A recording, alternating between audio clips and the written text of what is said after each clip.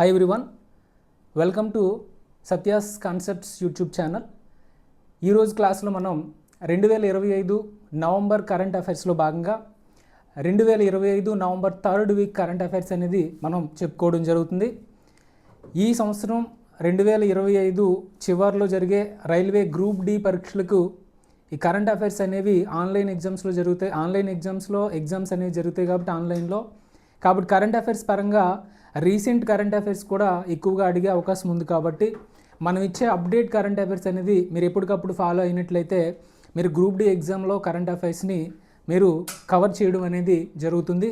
అయితే 2025 మొత్తం 1 year current అఫైర్స్కి సంబంధించి మనం జనవరి నుంచి డిసెంబర్ వరకు ఉన్న 1 ఇయర్ కరెంట్ అఫైర్స్ టాపిక్ వైజ్గా ప్రతిదీ కూడా మీకు మీ యొక్క సత్యాస్ కాన్సెప్ట్ యాప్లో మీకు అందించడం జరుగుతుంది డిసెంబర్ చివరి నాటికి. కాబట్టి ఎవరైనా దయచేసి ఈ యొక్క సత్యాస్ కాన్సెప్ట్స్ యాప్ డౌన్లోడ్ చేసుకోకపోతే యాప్ డౌన్లోడ్ చేసుకోండి. మీకు current affairs 1 year current affairs December చివరిలో అందుబాటులోకి రావడం జరుగుతుంది అతి తక్కువ కాస్ట్కి. కాబట్టి ఈరోజు మనం ఈ 2025 నవంబర్ థర్డ్ వీక్ కరెంట్ అఫైర్స్లో భాగంగా ఈ యొక్క కరెంట్ అఫైర్స్ని మనం గమనించినట్లయితే ఈ ఫోటో మీరు గమనించినట్లయితే 2025 మిస్ యూనివర్స్ 2025 మిస్ యూనివర్స్ పోటీలు మనం గమనించినట్లయితే 2025 74వ మిస్ యూనివర్స్ పోటీలు 74వ మిస్ యూనివర్స్ పోటీలు అనేవి జరిగాయి. 2025లో 74వ మిస్ యూనివర్స్ పోటీలు నవంబర్లో జరిగాయి. అయితే ఈ మిస్ యూనివర్స్ పోటీలు 2025లో ఎక్కడ జరిగాయి అంటే థాయిలాండ్ దేశంలో జరిగాయి. 2025లో యొక్క 74వ మిస్ యూనివర్స్ పోటీలు ఎక్కడ జరిగాయి అంటే థాయిలాండ్ దేశంలో జరిగాయి. అయితే ఈ యొక్క మిస్ యూనివర్స్ పోటీల్లో ఈ ఫోటోని మీరు గమనించినట్లయితే ఆమె విజేతగా నిలిచింది. ఆమె పేరు ఏంటి? 2025 మిస్ యూనివర్స్ విజేత ఫాతిమా బాస్. ఈ యొక్క ఫాతిమా బాస్ అనేటువంటి ఆమె 2025లో మిస్ యూనివర్స్గా గెలవడం జరిగింది. అయితే ఈమె కంట్రీ ఏంటంటే మెక్సికో దేశానికి చెందినటువంటి ఫాతిమా బాస్ అనేటువంటి ఆమె 2025 మిస్ యూనివర్స్గా గెలిచింది. అయితే ఫస్ట్ రన్నరప్ ఎవరు? తొలి రన్నరప్గా ఎవరు నిలిచారు అని అడుగుతాడు. ఫస్ట్ రన్నరప్గా ఎవరు నిలిచారంటే ప్రవీణార్ సింగ్ అనేటువంటి ఆమె నిలిచింది. ఈమె థాయిలాండ్ దేశానికి చెందినది. ప్రవీణార్ సింగ్ థాయిలాండ్. అలాగే సెకండ్ రన్నరప్గా ఎవరు నిలిచారు అని చూసుకున్నట్లయితే స్టెఫానీ అబ్బాస్ అలీ. ఈ యొక్క స్టెఫానీ అబ్బాస్ అలీ వెనిజులా దేశానికి చెందినది. స్టెఫానీ అబ్బాస్ అలీ అనేటువంటి ఆమె సెకండ్ రన్నరప్గా నిలవడం జరిగింది. అయితే భారత్ నుండి ప్రాతినిధ్యం వహించినటువంటి ఒక ఆమె మనికా విశ్వకర్మ అనేటువంటి ఆమె టాప్ 30లోకి వచ్చింది, కానీ టాప్ 30తో ఈమె ఆగిపోవడం జరిగింది. ఈ మనికా విశ్వకర్మ అనేటువంటి ఆమె రాజస్థాన్ రాష్ట్రానికి చెందింది. ఈ యొక్క మనికా విశ్వకర్మ అంటే భారత్ నుండి 74వ మిస్ యూనివర్స్ పోటీల్లో ఎవరు భారత్ నుండి ప్రాతినిధ్యం వహించారంటే మనికా విశ్వకర్మ. ఈమె టాప్ 30లోకి వచ్చింది, కానీ ఈమె గెలవడం అనేది జరగలేదు. 2025లో 74వ మిస్ యూనివర్స్ పోటీలు థాయిలాండ్లో జరిగాయి. విజేతగా ఫాతిమా బాస్. అయితే ఇక్కడ మీరు ఫాతిమా అనే పేరు మీరు గుర్తుకొస్తున్నట్లయితే భారతదేశానికి సుప్రీంకోర్టు తొలి మహిళా న్యాయమూర్తిగా ఎవరు ఎంపికయ్యారంటే సుప్రీంకోర్టు, మన భారత అత్యున్నత న్యాయస్థానం అయినటువంటి సుప్రీంకోర్టు తొలి మహిళా జడ్జిగా అప్పుడు ఎవరు మొట్టమొదటి మహిళా జడ్జిగా ఎవరు ఎంపికయ్యారంటే ఫాతిమా బీవి. కాబట్టి మీరు ఫాతిమా అనే పేరు రాబోసరికి ఈ 2 విషయాలు గుర్తుపెట్టుకోవాలి. అయితే ఈ ఫాతిమా బీవి అనేటువంటి ఆమె మన సుప్రీంకోర్టుకి తొలి మహిళా జడ్జిగా పనిచేశారు. అయితే ఈమె కేరళ రాష్ట్రానికి చెందినది. అయితే 2025లో మిస్ యూనివర్స్ పోటీలకు సంబంధించిన విషయాన్ని మీరు క్లియర్గా నేర్చుకోవడం అనేది జరిగింది. నెక్స్ట్ మనం చూసుకున్నట్లయితే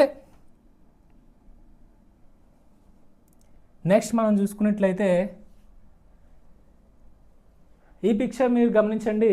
2025లో నవంబర్ 19 చాలా చాలా ఇంపార్టెంటు. 2025లో నవంబర్ 19కి సంబంధించి ఈ అవార్డుని సోనియా గాంధీ చేతుల మీదుగా ఒక ఆవిడ తీసుకున్నారు. అయితే అవార్డు పేరు ఏంటంటే ఇందిరాగాంధీ శాంతి బహుమతి. చాలా చాలా చాలా ఇంపార్టెంట్. ఇందిరాగాంధీ శాంతి బహుమతి వెరీ వెరీ ఇంపార్టెంట్ 2025. అయితే ఇందిరాగాంధీ శాంతి బహుమతి 2025 అది ఎవరికి వచ్చింది? Very very important. ఇందిరాగాంధీ శాంతి బహుమతి 2025 ఎవరికి వచ్చిందంటే మిషెల్ బాచిలెట్. యొక్క మిషెల్ బాచిలెట్ అనేటువంటి ఆమెకి 2025లో నవంబర్ 19 ఇందిరాగాంధీ జన్మదినోత్సవాన ఇందిరాగాంధీ పేరు మీద ఏర్పాటు చేసినటువంటి ఇందిరాగాంధీ శాంతి బహుమతి 2025లో ఎవరికి వచ్చింది అంటే చాలా చాలా ఇంపార్టెంట్, మిషెల్ బాచిలెట్. అయితే ఈ మిషెల్ బాచిలెట్ అనేటువంటి ఆమె ఏ దేశానికి చెందినది అంటే చిలీ దేశానికి చెందినది. ఏ దేశానికి చెందింది? చిలీ దేశానికి చెందింది. అయితే ఈ చిలీ దేశానికి ఈమె మాజీ చిలీ అధ్యక్షురాలుగా పనిచేశారు. చిలీకి మాజీ అధ్యక్షురాలు. అలాగే మానవ హక్కుల కోసం ఈమె పోరాటం చేయడం కూడా జరిగింది. మానవ హక్కుల పరిరక్షణ కోసం ఈమె పోరాటం కూడా చేయడం జరిగింది. మానవ హక్కుల పరిరక్షణకు కృషి చేశారు. చిలీ దేశానికి మాజీ అధ్యక్షురాలుగా ఈమె పనిచేయడం జరిగింది, అధ్యక్షురాలుగా. అలాగే ఈ యొక్క మిషెల్ బాచిలెట్ని మనం గమనించినట్లయితే చాలా చాలా ఇంపార్టెంట్. 2024 గాను ఈమె ఇందిరాగాంధీ శాంతి బహుమతిని పొందడం జరిగింది. అయితే ఇందిరాగాంధీ శాంతి బహుమతి 1985లో ప్రారంభించడం జరిగింది. 1986 నుండి ఈ అవార్డును ఇవ్వడం జరుగుతుంది.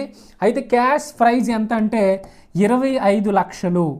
క్యాష్ ప్రైజ్ ఎంతంటే 25 లక్షల నగదు ఇవ్వడం జరుగుతుంది. ఈ అవార్డు కింద 25 లక్షల నగదు ఈ అవార్డు కింద ఇవ్వడం జరుగుతుంది.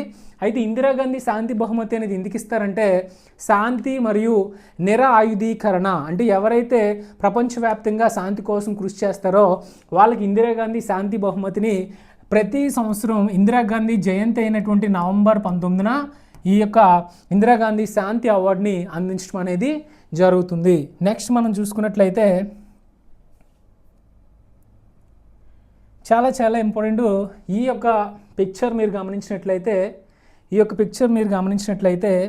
2025లో నవంబర్ 20వ తారీఖున 2025లో నవంబర్ 20వ తారీఖు మీరు గుర్తుపెట్టుకుంటే చాలా చాలా ఇంపార్టెంట్. 2025 నవంబర్ 20వ తారీఖున బీహార్ రాష్ట్రానికి 10వసారి అంటే ఈయన 10వసారి సీఎం అయ్యాడు. బీహార్ రాష్ట్రానికి 10వసారి సీఎంగా ప్రమాణ స్వీకారం చేసినటువంటి వ్యక్తి ఎవరని అడుగుతారు. Very very important, Nitish Kumar. ఈ యొక్క నితీష్ కుమార్ అనేటువంటి ఆయన బీహార్ రాష్ట్రానికి 2025లో నవంబర్ 20న 10వసారి ముఖ్యమంత్రిగా ఎంపిక అవడం జరిగింది. అయితే మన క్వశ్చన్ ఎలాగడుగుతారంటే నితీష్ కుమార్ 2025 నవంబర్ 20న ఎన్నోసారి బీహార్ ముఖ్యమంత్రిగా ప్రమాణ స్వీకారం చేశారని అడుగుతారు. లేదా బీహార్ రాష్ట్రానికి నితీష్ కుమార్ ఏ తేదీన ముఖ్యమంత్రిగా ప్రమాణ స్వీకారం చేశారని అడగడం అనేది జరుగుతుంది. అయితే ఈ యొక్క నితీష్ కుమార్ బీహార్ ముఖ్యమంత్రిగా ప్రమాణ స్వీకారం చేశారన్నాం. అయితే ఈ యొక్క ప్రమాణ స్వీకారం చేయించిన ప్రస్తుత బీహార్ గవర్నర్ ఎవరు అని అడుగుతారు. ఆరిఫ్ మహమ్మద్ ఖాన్. ఈ యొక్క ఆరిఫ్ మహమ్మద్ ఖాన్ అనేటువంటి ఆయన బీహార్ రాష్ట్రానికి ప్రస్తుత గవర్నర్గా ఉన్నారు. అయితే నితీష్ కుమార్ మొత్తం మీద 26 మంది మంత్రులతో ప్రమాణ స్వీకారం చేయడం జరిగింది. ఎంతమంది మంత్రులమ్మా? 26 మంది మంత్రులతో ప్రమాణ స్వీకారం అనేది చేయడం జరిగింది. అయితే బీహార్ రాష్ట్రానికి మొత్తం అసెంబ్లీ సీట్లు ఎన్ని అంటే very very important, 243. Bihar assembly స్థానాలు ఎన్ని అంటే 243. అయితే మొత్తం భారతదేశం మొత్తం మీద అత్యధిక అసెంబ్లీ సీట్లు ఉన్న రాష్ట్రాలను మనం గమనించినట్లయితే చాలా చాలా important. First place Uttar Pradesh 403. Second place west Bengal 294. Third place Maharashtra 288. Fourth place మనం గమనించినట్లయితే బీహార్ రాష్ట్రానికి 243 ఉండడం జరిగింది. అయితే భారతదేశంలో అత్యధిక అసెంబ్లీ స్థానాల పరంగా మనం చూసుకున్నాం. మరైతే అత్యధిక లోక్సభ సీట్లు మనం చూసుకున్నట్లయితే అత్యధిక లోక్సభ సీట్లు ఉన్నటువంటి టాప్ 3 రాష్ట్రాలని మనం చూసుకున్నట్లయితే లోక్సభ సీట్లలో ఉత్తరప్రదేశ్ ఫస్ట్ ప్లేస్లో ఉంది 80. సెకండ్ ప్లేస్ మనం చూసుకున్నట్లయితే మహారాష్ట్ర 48. అలాగే మనం చూసుకున్నట్లయితే పశ్చిమ బెంగాల్ 42.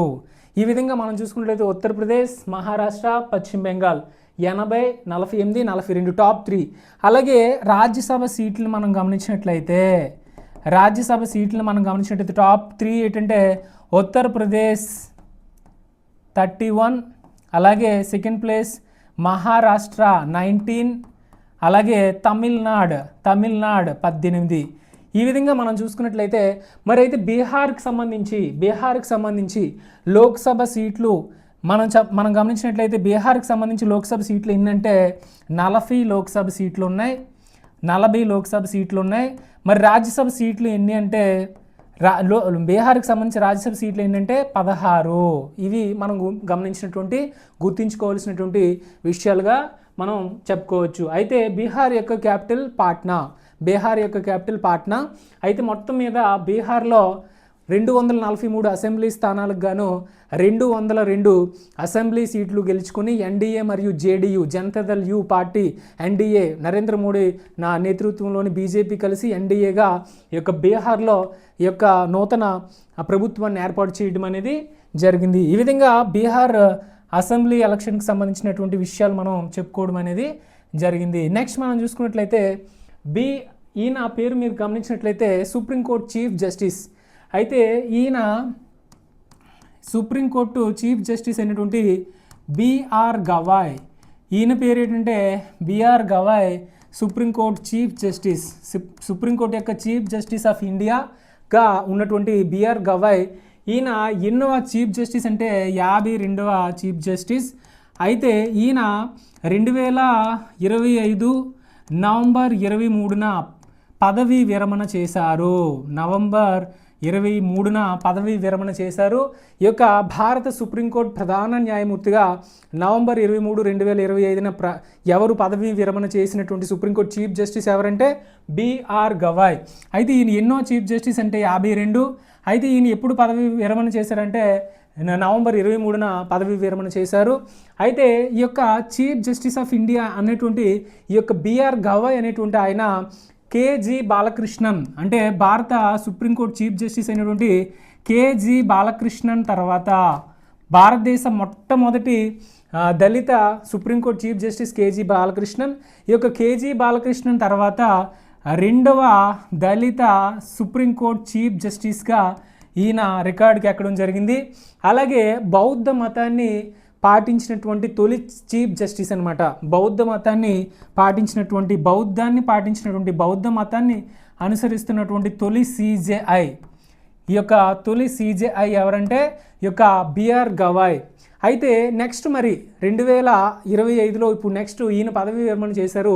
ఈ తర్వాత 53వ చీఫ్ జస్టిస్గా నెక్స్ట్ ఎవరు రాబోతున్నారు అంటే జస్టిస్ సూర్యకాంత్.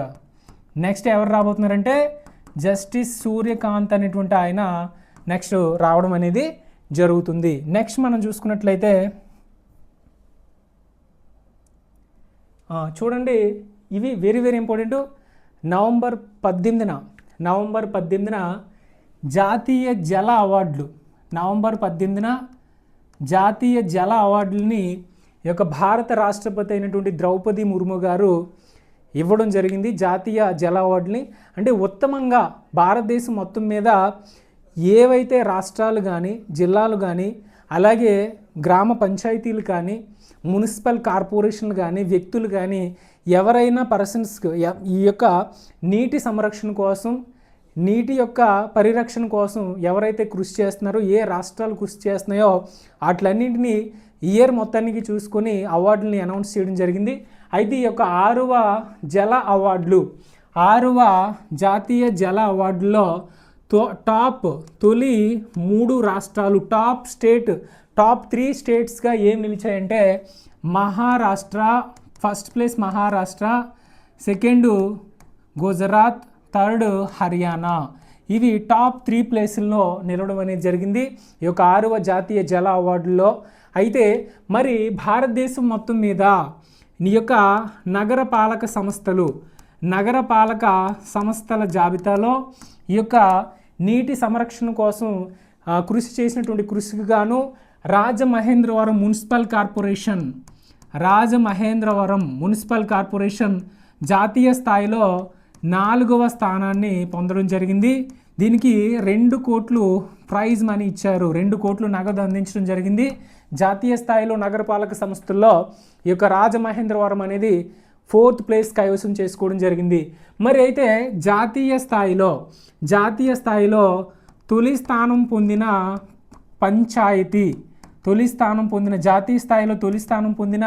పంచాయతీ మనం చూసుకున్నట్లయితే మన ఆంధ్రప్రదేశ్కి చెందినటువంటి దుబ్బిగానిపల్లి. ఈ యొక్క దుబ్బిగానిపల్లి అనేది మనం చూసుకున్నట్లయితే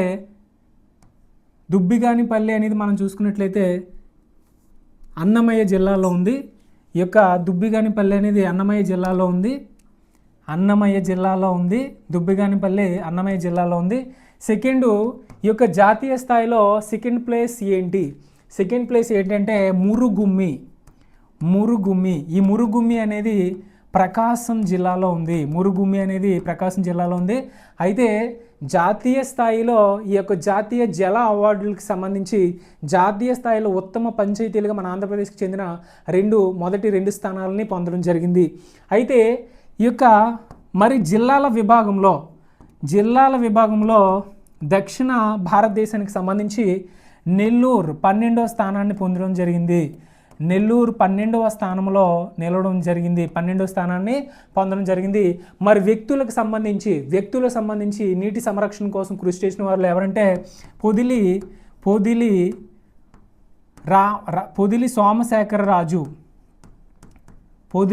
సోమశేఖరరాజు అనేటువంటి ఆయన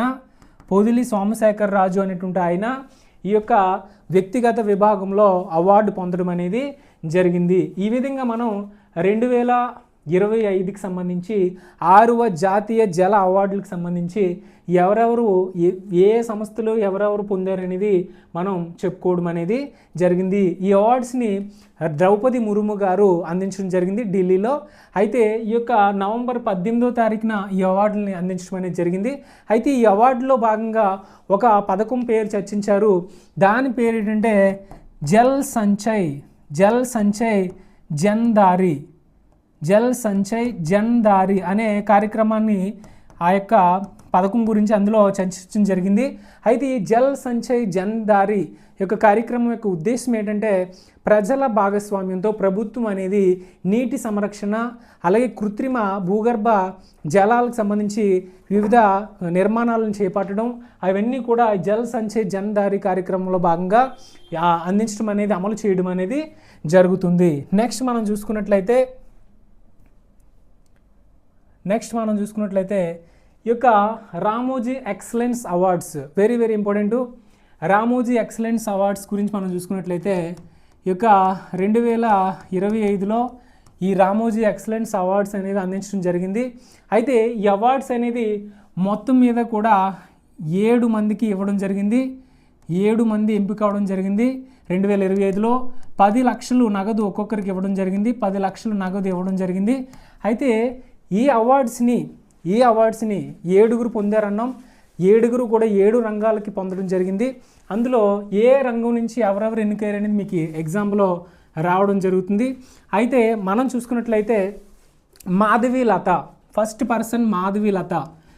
ఈ మాధవీలత అనేటువంటి ఆమె సైన్స్ అండ్ టెక్నాలజీ విభాగంలో ఈ మాధవీలత అనేటువంటి ఆమెకి ఇవ్వడం జరిగింది. ఈ మాధవీలత అనేటువంటి ఆమె భారతదేశంలోనే అత్యంత ఎత్తైన వంతెన, చీనాబ్ నదిపై వంతెన కట్టారు కదా కాశ్మీర్లో, ఆ చీనాబ్ నదిపై నిర్మించిన ఎత్తైన వంతెనకు ఈమె డిజైనర్గా పనిచేయడం జరిగింది. చీనాబ్ వంతెన డిజైనర్ ఎవరంటే ఈ యొక్క మాధవీలత. ఈ మాధవీలత అనేటువంటి ఆమె చీనాబ్ వంతెన డిజైనర్. అలాగే మనం చూసుకున్నట్లయితే అమలా అశోక్. ఈ అమలా అశోక్ అనేటువంటి ఆమె మనం చూసుకున్నట్లయితే ఎక్కడైతే నీరు లేదో వర్షాభావ ప్రాంతాలు ఉన్నాయో అక్కడ చెక్ డ్యాములు, చెరువులు నిర్మించి గ్రామీణాభివృద్ధి విభాగంలో ఈమె పొందడం జరిగింది. అయితే చెక్ డ్యాములు,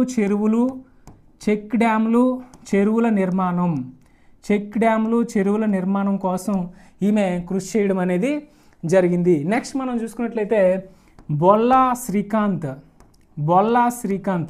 ఈ బొల్లా శ్రీకాంత్ అనేటువంటి ఆయన యూత్ ఐకాన్ విభాగంలో ఈయనకు రావడం జరిగింది. యూత్ ఐకాన్ విభాగంలో. అయితే వైకల్యం ఉన్నటువంటి ఈయన వైకల్యంతో నిరాశ చెందకుండా ఒక పారిశ్రామికవేత్తగా ఎదిగాడు. కాబట్టి ఈయనకు కూడా రామోజీ ఎక్సలెన్స్ అవార్డు అనేది ఇవ్వడం అనేది జరిగింది.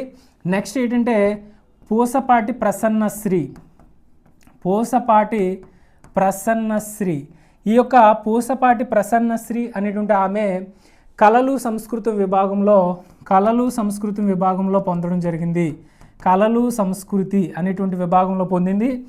అలాగే మనం చూసుకున్నట్లయితే జయదీప్ అనేటువంటి ఆయన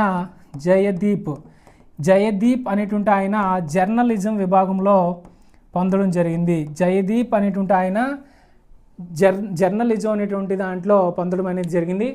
అలాగే మనం చూసుకున్నట్లయితే పూసపాటి ప్రసన్నశ్రీ కళలు సంస్కృతి అని చెప్పాము, జయదీప్ జర్నలిజం అని చెప్పాము. నెక్స్ట్ మనం చూసుకున్నట్లయితే 2 పర్సన్స్ అనేది ఉంటుంది. ఆ 2 పర్సన్స్ అనేది నెక్స్ట్ మీకు ఈ యొక్క వీడియో కామెంట్స్లో ఆ 2 పర్సన్స్ నేమ్ అనేది చెప్తాను. నెక్స్ట్ మనం చూసుకున్నట్లయితే ఆ 2 పర్సన్స్ మీరు చూసుకోండి. ఇక మెయిన్ ఏంటంటే వాళ్ళు ఏ రంగానికి చెందుతారు, వాళ్ళు దేనికి సంబంధించిన వాళ్ళు ఏ రంగానికి చెందుతారు అనేది మనకి చాలా చాలా ఇంపార్టెంట్. మీరు అది చూసుకోండి. నెక్స్ట్ మనం చూసుకున్నట్లయితే ఈ యొక్క ఇరా బింద్రా చాలా చాలా ఇంపార్టెంట్. ప్రపంచ మానవ వనరుల విభాగము, ప్రపంచ మానవ వనరుల జాబితా అంటే అత్యుత్తమ మేధో సంపత్తి కలిగిన మానవ వనరుల జాబితా 2025లో భారతదేశం నుండి చోటు పొందిన ఏకైక మహిళ టాప్ మొత్తం 40 మందికి గాను ఈ యొక్క ఏకైక మహిళగా ఇరా బింద్రా అనేటువంటి ఆమె ఎంపిక అవడం జరిగింది. ఈ ఇరా బింద్రా అనేటువంటి ఆమె మనం చూసుకున్నట్లయితే రిలయన్స్ ఫౌండేషన్కి సంబంధించినటువంటి రిలయన్స్ ఫౌండేషన్ కంపెనీకి సంబంధించినటువంటి వ్యక్తి. ఈమె ప్రపంచంలోనే టాప్ అత్యుత్తమ మానవ వనరుల జాబితాలో భారతదేశం నుంచి చోటు పొందిన మొట్టమొదటి భారతీయ మహిళగా ఇటీవలే వార్తల్లో నిలవడం అనేది జరిగింది. నెక్స్ట్ మనం చూసుకున్నట్లయితే ఈ యొక్క హిడ్మా అనేటువంటి ఆయన ప్రసిద్ధ నక్సలైట్. ఈయన రీసెంట్గా చనిపోవడం జరిగింది. నవంబర్ 18న ఆపరేషన్ సంభవ్ అనేటువంటి ఒక ఆపరేషన్ ద్వారా భారత జవాన్లు ఈ యొక్క హిడ్మాను చంపడం అనేది జరిగింది. అయితే ఈయన యొక్క స్వస్థలం ఏంటి అంటే పువర్తి. ఈ పువర్తి అనేది ఎక్కడుందంటే ఛత్తీస్గఢ్లో ఉంది. ఈ యొక్క ఛత్తీస్గఢ్ ప్రాంతానికి చెందినటువంటి ఈయన ఆపరేషన్ సంభవ్ అనేటువంటి ఒక ఆపరేషన్ ద్వారా నవంబర్ 18న మన భారత జవాన్లచే చంపబడడం జరిగింది. అయితే ఈ యొక్క హిడ్మా అనేటువంటి ఆయన ఏంటంటే మొత్తం మీద భారత జవాన్లు ఈయన చేపట్టినటువంటి ఈ యొక్క బాంబుల ద్వారా కానీ వివిధ రకాల చర్యల వల్ల మొత్తం మీద 300 మంది జవాన్లు మరణించడంలో ఈ నక్సలైట్ ఈ మావోయిస్టు ప్రముఖ పాత్ర పోషించడం జరిగింది. కాబట్టి ఈయన ఏంటంటే నవంబర్ 18న మన భారత జవాన్లచే ఈయన చంపబడడం అనేది జరిగింది. ఈయన పేరు ఏంటంటే హిడ్మా. ఈయన ఛత్తీస్గఢ్ రాష్ట్రానికి చెందినటువంటి పర్సన్. నెక్స్ట్ మనం గమనించినట్లయితే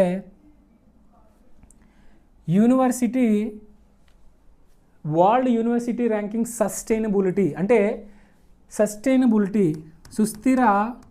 సుస్థిర యూనివర్సిటీ ర్యాంకింగ్స్ 2025-2026 ఈ యొక్క మొత్తం మీద 700 సుస్థిర 700 యూనివర్సిటీలకి ర్యాంకింగ్స్ ఇస్తే భారత్ నుండి 103 భారత్ వాటికి చోటు. అయితే ప్రపంచవ్యాప్తంగా ఈ యొక్క సుస్థిర యూనివర్సిటీ ర్యాంకింగ్స్లో టాప్ 3 ఎటు మనం చూసుకున్నట్లయితే ఫస్ట్ ఏంటంటే లండ్ యూనివర్సిటీ.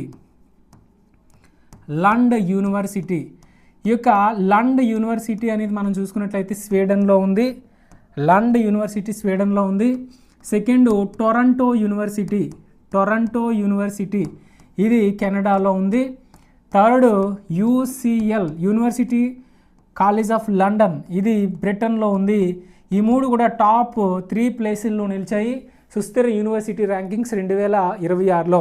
అయితే భారత్ నుండి టాప్ 3 ఏంటంటే ఢిల్లీ, IIT ఢిల్లీ, అలాగే ముంబై, ఖరగ్పూర్ ఇవి టాప్ 3 ప్లేస్లో నిలవడం అనేది జరిగింది. మొత్తం మీద 103 భారత యూనివర్సిటీలకు ఈ యొక్క సుస్థిర సస్టైనబుల్ వరల్డ్ యూనివర్సిటీ ర్యాంకింగ్స్లో చోటు రావడం అనేది జరిగింది. నెక్స్ట్ మనం గమనించినట్లయితే చూడండి, వరల్డ్ బాక్సింగ్ కప్ ప్రపంచ బాక్సింగ్ కప్ అనేది ప్రపంచ బాక్సింగ్ కప్ అనేది 2025లో వరల్డ్ బాక్సింగ్ కప్ అనేది నిర్వహించారు. వరల్డ్ బాక్సింగ్ కప్ 2025 నిర్వహించారు. అయితే ఈ 2025లో ఈ వరల్డ్ బాక్సింగ్ కప్కి సంబంధించి నవంబర్లో వరల్డ్ బాక్సింగ్ కప్ ఫైనల్స్ జరిగాయి. ఎక్కడ జరిగాయి అంటే వరల్డ్ బాక్సింగ్ కప్ ఫైనల్ ఎక్కడ జరిగిందంటే ఢిల్లీలో జరిగింది. ఈ యొక్క ఫైనల్స్ ఢిల్లీలో జరిగాయి. మొత్తం మీద కూడా ఇవి 3 దేశాల్లో జరిగాయి. అంటే మొత్తం ఈ టోర్నీ 3 దేశాల్లో జరిగింది. అదేంటంటే కజకిస్తాన్ అలాగే ఉజ్బెకిస్తాన్ భారత్ ఈ 3 దేశాల్లో ఈ యొక్క వరల్డ్ బాక్సింగ్ కప్ 2025 జరిగింది. అయితే ఈ యొక్క వరల్డ్ బాక్సింగ్ కప్ 2025లో పథకాల పట్టికలో టాప్ 4 కంట్రీస్ మనం చూసుకున్నట్లయితే ఫస్ట్ ప్లేస్ భారత్ నిలిచింది. 13 gold medals, 12 silver medals, 10 bronze medals, మొత్తం మీద 35 పథకాలు సాధించింది. అలాగే సెకండ్ ప్లేస్ కజకిస్తాన్ నిలిచింది. ఇది మొత్తం మీద 24 పథకాలు. Third place Uzbekistan. అయితే ఈ ఉజ్బెకిస్తాన్ అనేది ఎన్ని పథకాలు సాధించిందంటే 21 పథకాలు సాధించింది. ఫోర్త్ ప్లేస్ బ్రెజిల్ ఎన్ని పథకాలు సాధించిందంటే 16 పథకాలు. అయితే భారత్ నుండి ఈ యొక్క వరల్డ్ బాక్సింగ్ కప్ అంటే ప్రపంచ బాక్సింగ్ కప్లో భారత్ నుండి మన తెలంగాణ రాష్ట్రానికి చెందిన నిఖత్ జరీన్ ఈ యొక్క నిఖత్ జరీన్ అనేటువంటి ఆమె నిజామాబాద్ రాష్ట్రానికి చెందింది. ఈమె 51 కేజీల విభాగంలో ఈ నిఖత్ జరీన్ గోల్డ్ మెడల్ సాధించడం అనేది జరిగింది. ఈ విధంగా 2025 వరల్డ్ బాక్సింగ్ కప్కి సంబంధించి మనం ముఖ్యమైన విషయాలు చెప్పుకోవడం అనేది జరిగింది. నెక్స్ట్ మనం చూసుకున్నట్లయితే కియో అఫోర్డబుల్ AI PC అంటే డిజిటల్ అవరోధాలను అంటే భారతదేశంలో మొట్టమొదటిసారిగా డిజిటల్ సమస్యల అవరోధాలను అధిరోహించడానికి కర్ణాటక ప్రభుత్వం లాంచ్ చేసినటువంటి తొలి ఏఐ కంప్యూటర్ కర్ణాటక లాంచ్ చేసిన తొలి ఏఐ కంప్యూటర్ ఏంటంటే డిజిటల్ సమస్యల పరిష్కారం కోసం కియో అనేటువంటి యొక్క తొలి ఏఐ కంప్యూటర్ డిజిటల్ సమస్యలను పరిష్కరించే కోసం ప్రారంభించినటువంటి తొలి ఏఐ కంప్యూటర్ ప్రారంభించిన రాష్ట్రం ఏంటంటే కియో అనే దాని పేరు. ప్రారంభించిన రాష్ట్రం ఏంటంటే కర్ణాటక యొక్క సీఎం ఎవరంటే సిద్ధరామయ్య. కర్ణాటక రాష్ట్రానికి ప్రస్తుత గవర్నర్ ఎవరంటే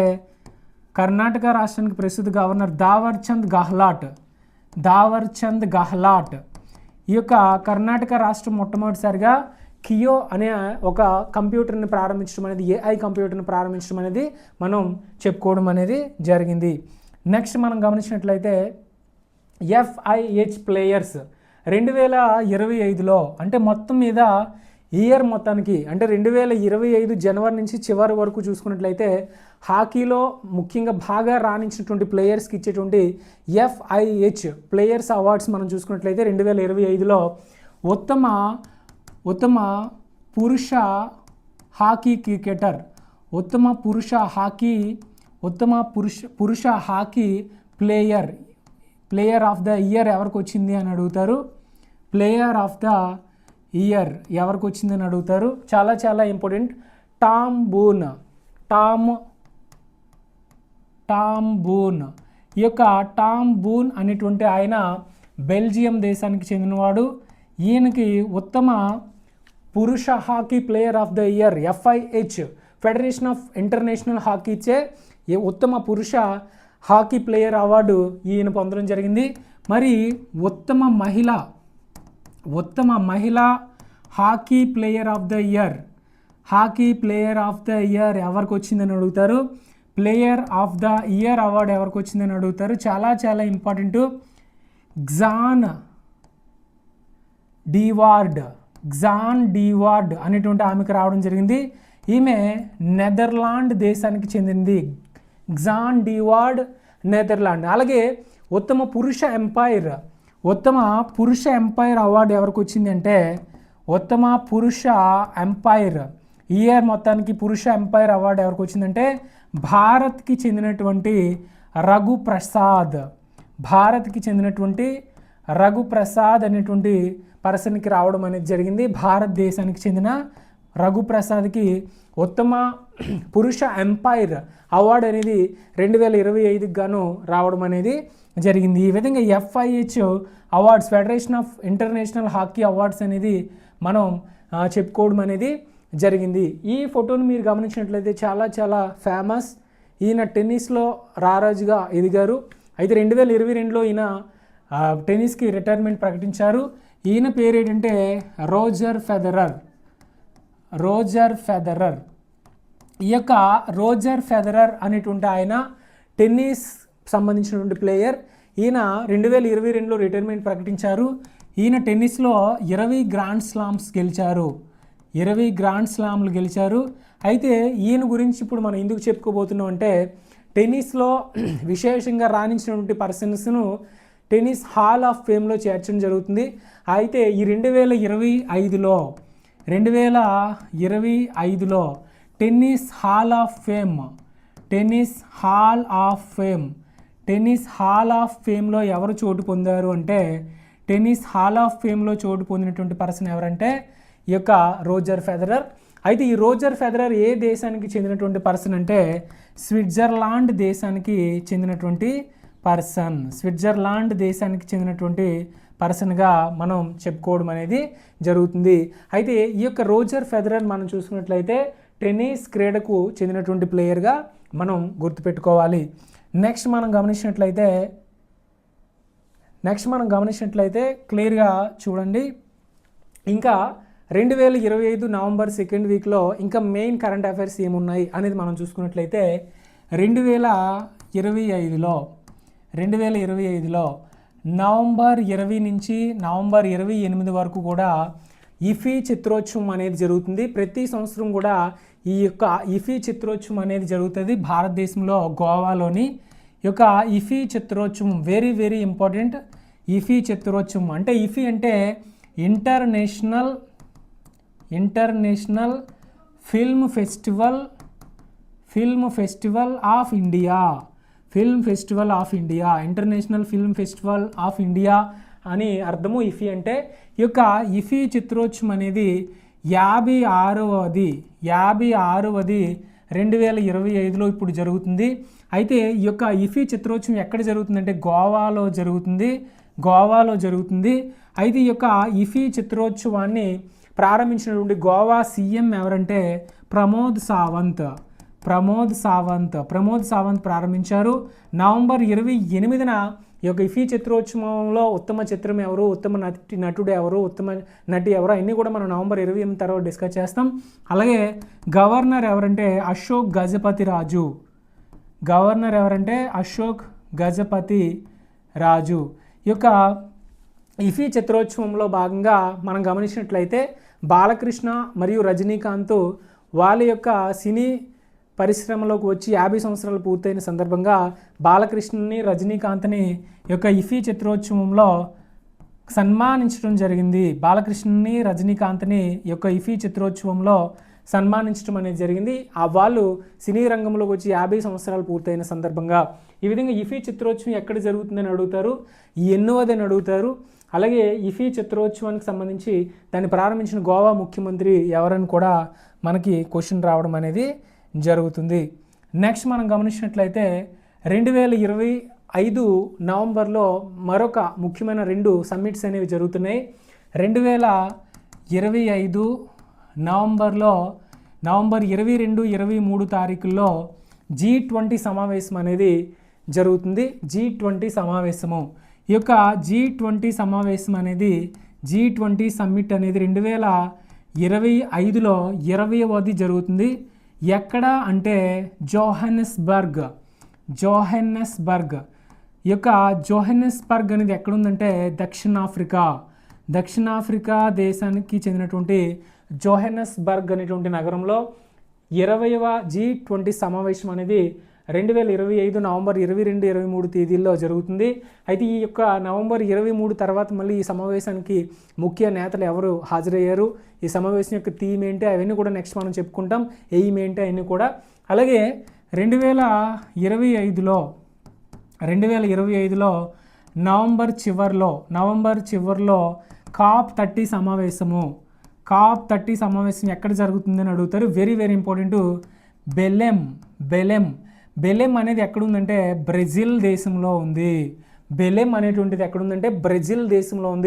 ఈ యొక్క బెలెం అనేటువంటి ప్రాంతంలో COP30 అంటే పర్యావరణ పరిరక్షణ కోసం ప్రతి సంవత్సరం కూడా COP సమావేశాలు జరుగుతాయి. ఈ యొక్క కాన్ఫరెన్స్ ఆఫ్ పార్టీస్ అనేటువంటి COP30 సమావేశం అనేది బ్రెజిల్ దేశంలో 2025లో జరగబోతుంది. అలాగే క్యురాసావ్ ఈ యొక్క క్యురాసావ్ అనేటువంటి పేరుని మీరు గమనించినట్లయితే చాలా చాలా చాలా చాలా ఇంపార్టెంట్. 2026లో ఫిఫా ప్రపంచ కప్ 2026లో ఫిఫా వరల్డ్ కప్ అనేది ప్రతి 4 సంవత్సరాలకు ఒకసారి జరుగుతుంది. 2026లో ఈ యొక్క ఫిఫా ప్రపంచ కప్ అనేది అమెరికా, మెక్సికో, కెనడా దేశాల్లో జరగబోతుంది. అయితే ఈ యొక్క 2026 ఫిఫా ప్రపంచ కప్ ఫుట్బాల్ ప్రపంచ కప్కి అర్హత సాధించినటువంటి ప్రపంచంలోనే అతి చిన్న దేశంగా ఈ క్యురాసావ్ అనేది రికార్డులోకి ఎక్కడం జరిగింది. అతి చిన్న దేశం. ఈ యొక్క క్యురాసావ్ యొక్క జనాభా ఎంత అంటే కేవలం 1,50,000 జనాభా ఉన్నటువంటి ఈ యొక్క దేశం అనేది ప్రపంచ కప్ ఫుట్బాల్ ఆడడానికి అర్హత సాధించింది 2026. అయితే భారతదేశం 100 సంవత్సరాల నుంచి కూడా ఇప్పటి వరకు ప్రపంచ కప్ ఫుట్బాల్ ఆడడానికి అర్హత అనేది సాధించడం అనేది లేకపోయింది. 140 కోట్ల జనాభా ఉన్నటువంటి భారతదేశం ఇప్పటి వరకు ఒక్కసారి కూడా ప్రపంచ కప్ ఫుట్బాల్ టోర్నీకి ఒక్కసారి కూడా ఆడడానికి అర్హత సాధించలేదు. కేవలం 150,000 జనాభా ఉన్నటువంటి ఈ క్యురసావ్ అనేటువంటి దేశం కేవలం 1,00,000 జనాభాతో ప్రపంచ కప్ ఫుట్బాల్ ఆడడానికి 2026కి అర్హత సాధించడం అనేది జరిగింది. కాబట్టి మన దేశంలో ఫుట్బాల్ క్రీడ అనేది ఇంకా అభివృద్ధి చెందాల్సిన అవసరం అనేది ఎంతైనా ఉన్నట్టుగా మనం చెప్పవచ్చు.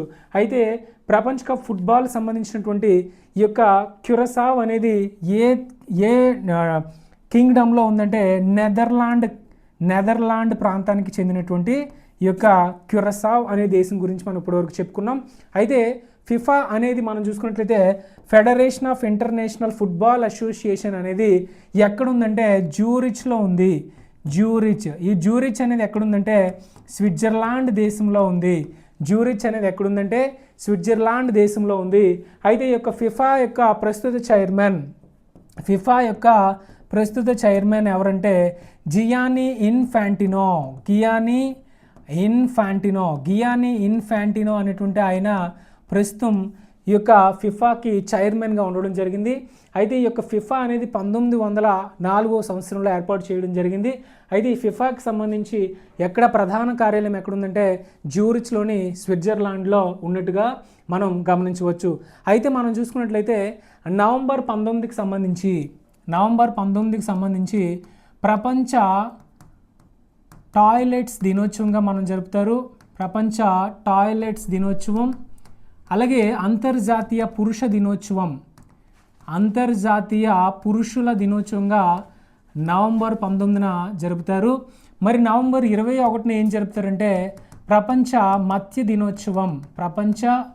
మత్స్య దినోత్సవంగా నవంబర్ 21న సెలబ్రేట్ చేసుకోవడం అనేది జరుగుతుంది. అయితే మనం గమనించినట్లయితే 2025 నవంబర్కి సంబంధించిన టోటల్ నవంబర్ 3rd వీక్కి సంబంధించి స్పోర్ట్స్ కానీ అవార్డ్స్ కానీ అలాగే ముఖ్యమైన పర్సన్స్ కానీ అవన్నీ కూడా మనం చెప్పుకోవడం అనేది జరిగింది.